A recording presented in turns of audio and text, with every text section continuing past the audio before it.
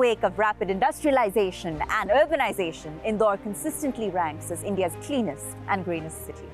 And we're here tonight at the ET Now Leaders of Tomorrow Season 12 Springboard in the city of Indore to hear from a power-packed lineup of industry experts as they share their take on how this city is single-handedly setting new benchmarks for the country's broader sustainability vision.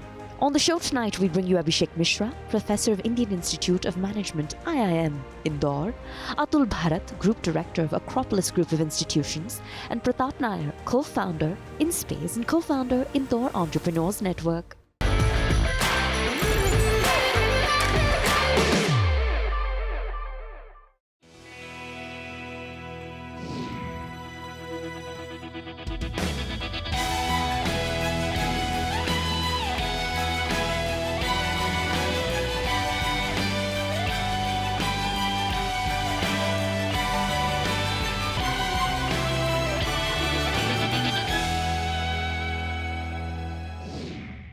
So for sake of some context setting, I'm going to pose my first question to all three of my panelists, and I'll start with you, Professor Mishra. All right. How has this city, Indore, and its Swachhta reflected in terms of not just the economic returns, but the social returns that this city's entrepreneurs enjoy? Thanks, Pooja. Yes, Indore is a city which has seen rapid progress in terms of industrialization and startup ecosystem. And of course, representing a prominent institute inside the city IIM, which we have been there for almost 25 years plus now, we have seen a rapid proliferation of industry and startups and ecosystem ones, eco-friendly ones at those, in the last 10 years that I have been in the city.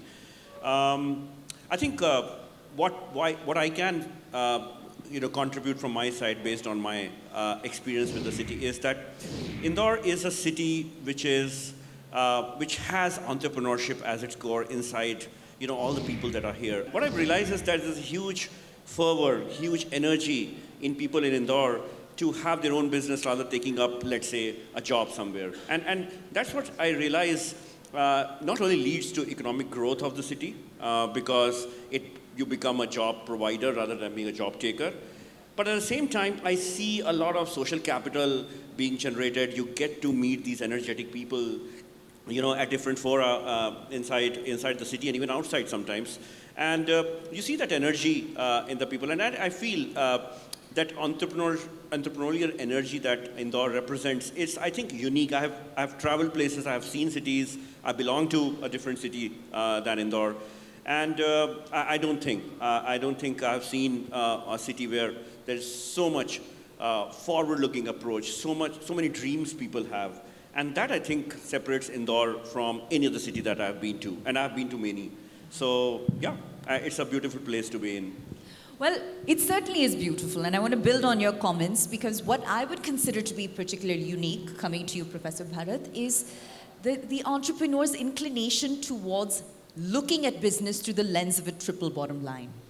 All right? It's not simply personal profit. There's an environmental benefit here. There's a social consciousness here. Where does that stem from, if you had to pinpoint it specifically? Why Indore? See, Indore was a business capital for Central India way back, and we are surrounded by two Jyotirlingas and Mahanarmada. Right. So we are already living on the land. We are blessed to live in Indore. The biggest important thing is Indore have a very good coalition between each other. Whether it's a business community or education community or the licensing of the government or to the local governments, everybody come together to make it 7 times champions into the cleanest city of India. Right. That's the wind which blew in Indore. So, इस स्वच्छता की बात करते हैं, and I'll come to you now, Mr. Nair. When you look at Indore, its economy is incredibly diversified. All right. How does such a diversified set of sectors embrace such a unified approach to going green? Now, one of the major thing Indore has when we're talking about Swachhata Sarvekshan, the public participation. The public participation in each and everything. Huge round of applause. That's this public right here. So it is not only the leadership, it's not only the bureaucrats, it's not only the administration, but it is the public participation which has set a benchmark across the country where Indore has been ranked as seventh cleanest city 7 times in a row, where we are doing, waste segregation at the source. Different ULBs across the country, they're coming to study the Indore model. Not only this, we have got almost 1,200 metric ton of waste coming daily, and out of that, almost 450 metric ton of waste, this wet waste, it is converted into energy, right? So that is again an incredible model which Indore is following. So Indore is following the zero landfill policy. So these are some of the, collective efforts, collaborative efforts with which everybody is putting to portray Indore as one of the best city globally. Thank you so much for sharing that. और आप पर आते हैं, Professor Mishra. तो जब पीतमपुर का जिक्र होता है, it's often called the, let's just say the Detroit of India, for example. Yeah, when we look at Indore, it's also home to the country's leading and one of its largest data center parks. So automobiles and data centers are amongst the highest energy guzzling sectors. How do these sectors manage to essentially maintain a commitment to sustainability? How are they incentivized, perhaps, to do so? Because it's important we understand the underlying business dynamics behind this equation. Yeah, so truly, and Pitampur happens to be a major production hub, not only in MP, but probably in India as well. What we see is that yes, you're right. It's an industry which is extremely energy guzzling, energy manpower consuming. But we also see some of the world's best practices now being adopted by some of the leading industries out there. What they're trying to do is, while they're trying to create a lot of employment, they're trying to create, of course, maximizing the output, maximizing revenues, profits, but at the same time, they're also trying to be very conscious towards the environment. And that, at least, and the major brands that I've been exposed to, they are really going at it. So be it, having green facilities, having eco-star ratings, for example, for their factories. They're going all in to also ensure that the place is extremely sustainable for the kind of the people that they work for them. And in many cases, those places are not the best places to work for in terms of environmental conditions. But they're really doing, making a lot of effort in that direction. Very heartening to hear that. And coming to you now, Professor Bharat, कहा जाता है कि Indore is India's first water plus city. इसका मतलब क्या है, and how do locals essentially stand to benefit, particularly small business entrepreneurs? As you see, Indore always leads very, very before the problem arises. Okay, If you it's a see- proactive approach. Yeah. And secondly, Indore is luckier enough and is destined. So if you see in the last 5 years, before COVID came, we went for health risk assessment and health risk factors in Indore. 2020, we completed the project and we fall out into COVID. The moment COVID was in between, we got a clean air catalyst project. Similarly, we are knowing that the water scarcity will be one of the problems. Circular economy and water scarcity will be connected to each other because there may be the 3 R's should be used: reuse, recycle, and reduce. Right.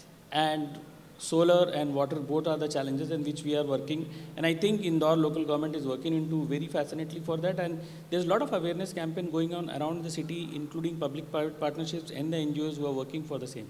So I think Indore will be leading into that also. Fantastic. And coming to you now, Mr. Nair, right? Indore is, of course, home to multiple incubators, right? Many companies are identified and nurtured here. But I'd love your take on the extent of perhaps the number of proposals that you yourself review, in your professional capacity. How many of them do you go on to support? And perhaps to put facts and figures to the conversation, what percentage of them are from the sustainability sector that see success?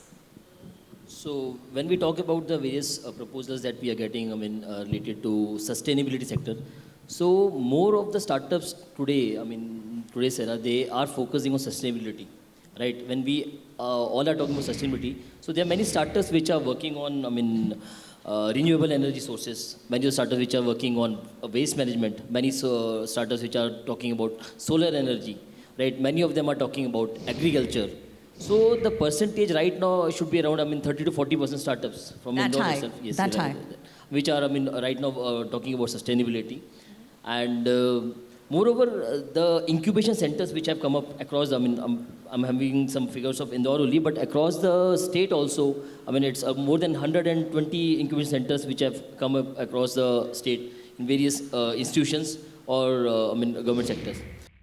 It's time for a short break, but on the other side, we bring you more continued coverage of the Leaders of Tomorrow Springboard in the city of Indore. We'll be right back.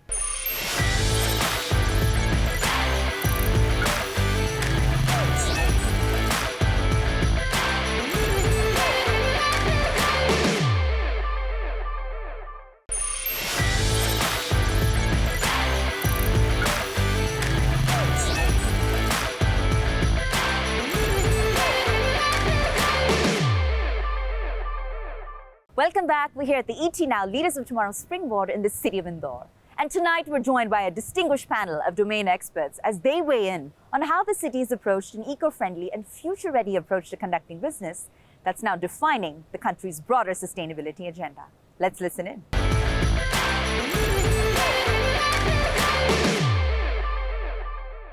And, as we arrived here from Mumbai earlier this morning, me and my team, we noticed so many of the auto rickshaws on the road, and there was a more detailed conversation there because it seems like for every national level aggregator, taking for example Jugnu, right, in the auto rickshaw space, Professor Mishra, it has to, in the city of Indore, compete with local equivalents.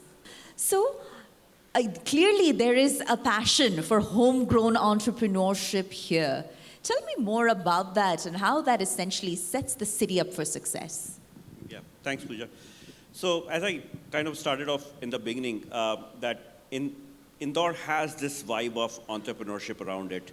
And that's very different to what you see in some of the other cities. What I found that interesting, Pooja, to answer that question was that the energy, as I said earlier, that you find in a class like this, that's prof, this is what we're trying to do, prof, this is what we're doing. And of course, you know, we being generalists, we being people who delve into theory more and having a more bird's eye view to the world, we sometimes are flabbergasted by the kind of ideas people have, the kind of low-key, interesting, cost-effective, on-ground, immediately applicable, quick to develop solutions that people have.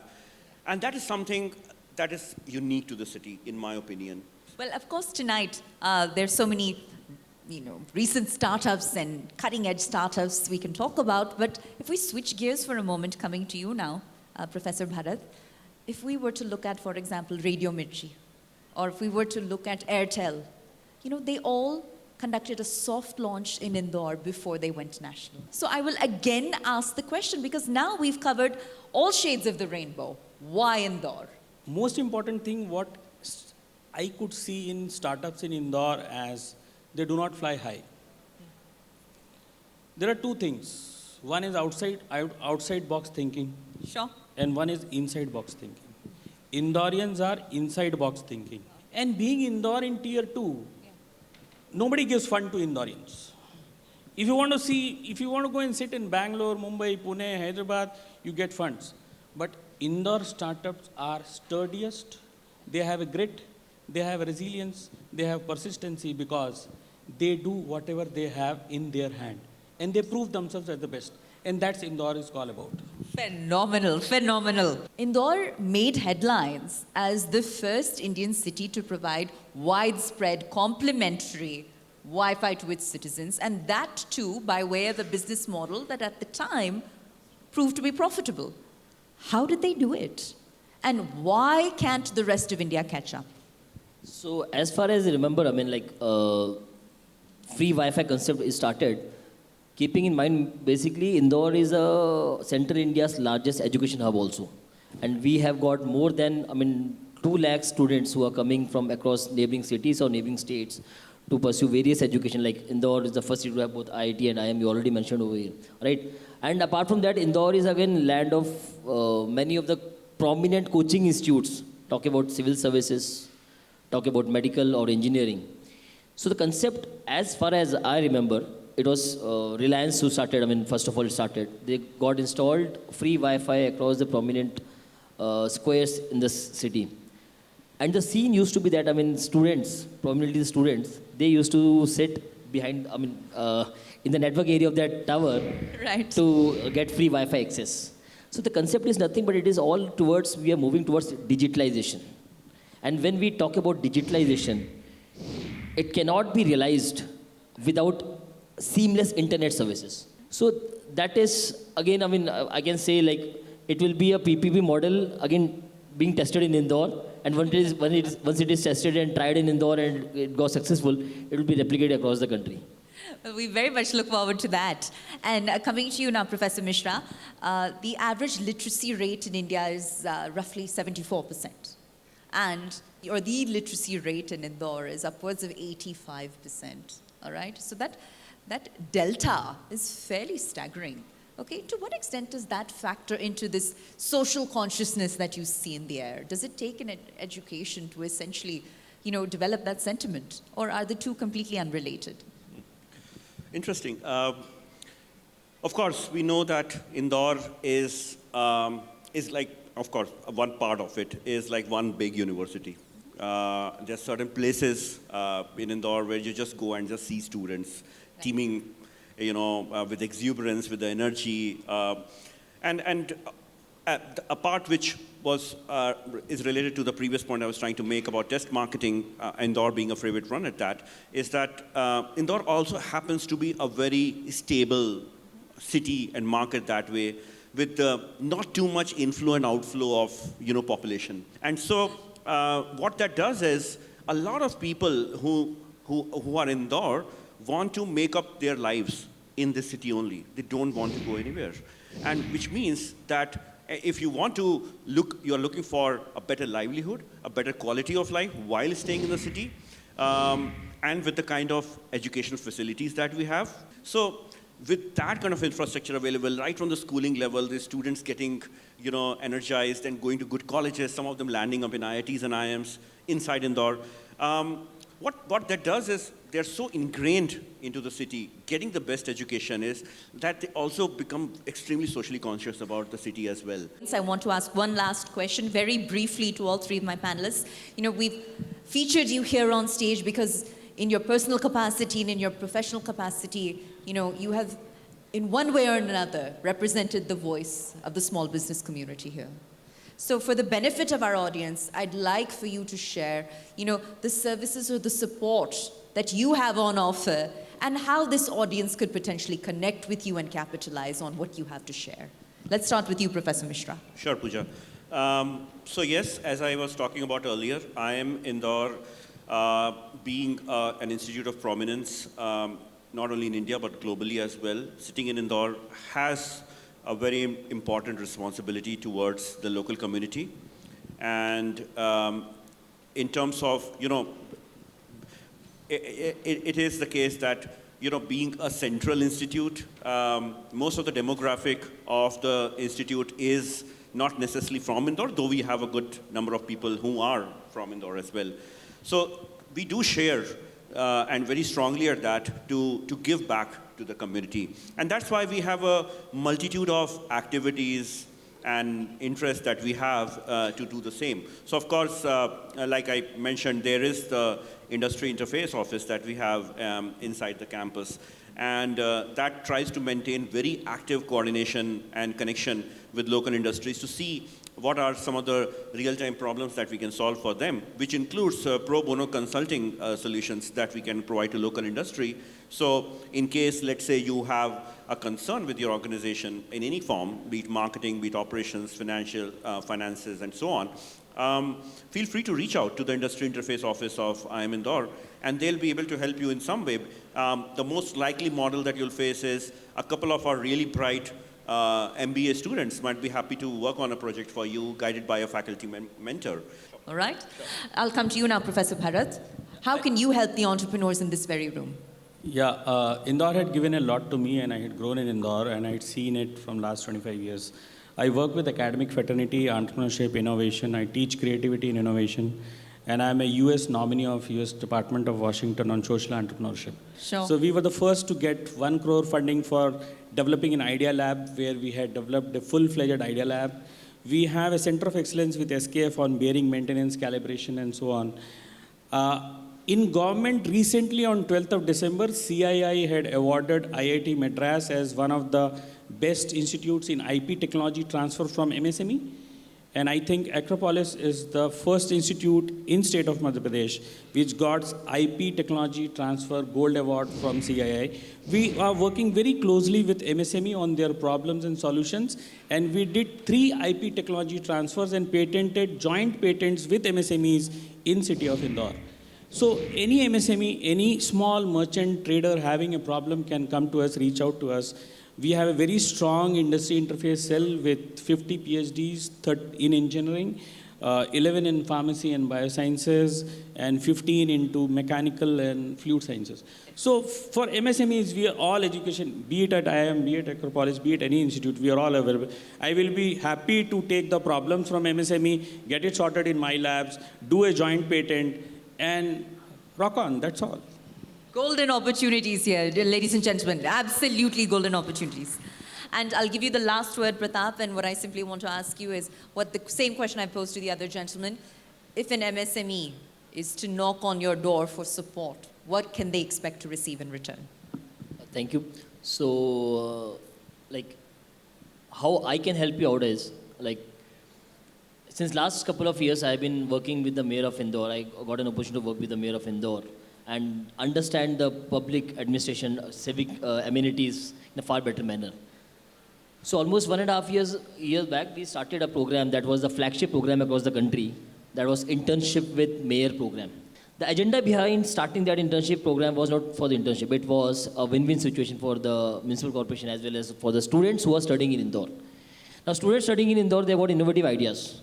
They can come up with their innovative ideas. So if you have got any idea which can help to make Indore more sustainable city, more livable city, somewhere you can help us in maybe citizen services, or maybe digitalization, or maybe concept of free Wi-Fi, or education, or we are talking about greenery or waste management, any aspect where we are contributing back to the city and helping in sustainability, you're most welcome. You can always connect us or connect the IMC. We'll be always there to help you out in this. With that, a huge round of applause for all of our panelists. It's very deeply deserved.